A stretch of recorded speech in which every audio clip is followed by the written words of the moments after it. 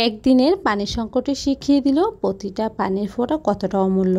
হঠাৎ করে যে এমন বিপদে পড়ব এটা কখনোই কল্পনা করি নাই। আসসালামু আলাইকুম, কেমন আছেন সবাই?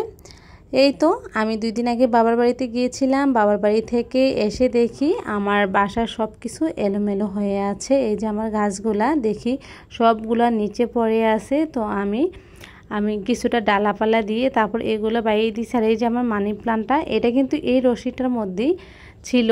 আমি অনেক সুন্দর করে এটার মধ্যে পেঁচিয়ে গেছিলাম, কিন্তু এসে দেখি সবগুলোই খুলে পড়ে গেছে। হয়তো বারাটিয়ার বাচ্চারা এরকমটা করতে পারে, আমি জানি না। তারপরে আমার যতটুকু মনের ধারণা, তো পরে এটাকে আমি বাইরে দিলাম সুন্দর করে, কারণ আমার ভাবনা যে এটাকে আমি রুমের গ্রিলে বাইরে দেবো, কারণ জানালার মধ্যে যখন এগুলো থাকে আমার কাছে খুবই ভালো লাগে।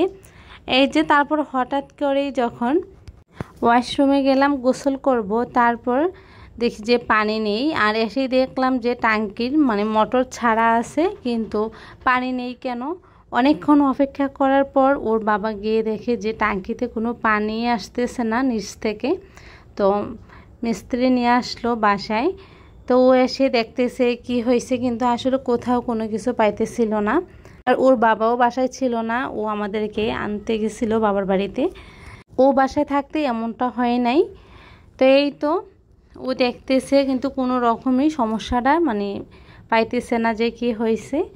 বাড়ি থেকে আসার সময় আম্মা আমাকে তরকারি রান্না করে দিয়ে দিছে, আর আমি বলছিলাম যে বাসায় গিয়ে শুধু ভাত রান্না করব। তারপর আম্মা বলছিল যে ভাতও নিয়ে যা, কিন্তু আমি শুধু এটাকে ঝামেলা মনে করে আর নিয়ে আসি নাই, যে এত কিছু নিতে পারবো না। বাসায় গিয়ে শুধু ভাতটা বসাই দিলে হয়ে যাবে, তরকারি যেহেতু আছে।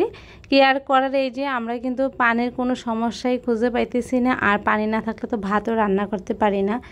অনেকক্ষণ না খেয়েই ছিলাম, প্রায় বিকেল 5টা বেজে গেছে। কোনো খাওয়া নেই, গোসল নেই, কিছু করতে পারি না। তারপর ওর বাবা বাইরে থেকে কিছুটা খাবার নিয়ে আসছে।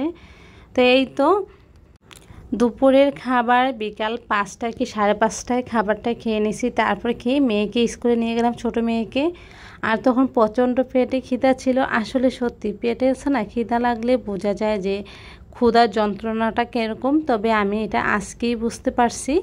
আর ওর বাবা দোকানে গিয়ে দেখে 4টা ডিম ছিল, তো ওই 4টা ডিমে নিয়ে আসছে। আর এই যে এগুলো দিয়েই সবাই খাবার খেয়ে নিছি। আর পানির সমস্যা পরে জানতে পারলো যে আমার পাশের ফ্লোরে গতকালকে যে রাতে ট্রাক দিয়ে বালু ফেলাইছে, ওই ট্রাকের কারণে আমার পানির পাইপ ফেটে গেছে। এই জন্য সমস্যাটা সত্যি, গতকালকে যদি এই বিপদে না পড়তাম না, কখনোই জানতে পারতাম না যে পানির মূল্য কতটুকু।